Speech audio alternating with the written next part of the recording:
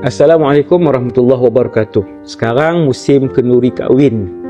Sebahagian daripada kita pergi kenduri kahwin, dia bawa balik makanan daripada situ tanpa izin tuan kenduri. Hukumnya haram. Kecuali dia minta dengan tuan rumah untuk bawa balik makanan tersebut, maka ketika itu diharuskan. Jangan sampai kita jadi di kalangan yang mencuri. Allah sebut dalam surah Baqarah ayat 188, A'udzubillahi minasyaitonirrajim, wala ta'kulu amwalakum bainakum bil batil. Dan janganlah kalian memakan ataupun mengambil harta orang lain di antara kalian dengan cara yang batil, dengan cara yang salah.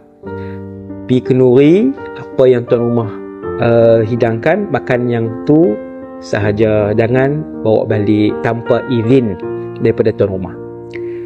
Hati-hati, semoga makanan kita halal dan juga berkat, insya-Allah. Assalamualaikum.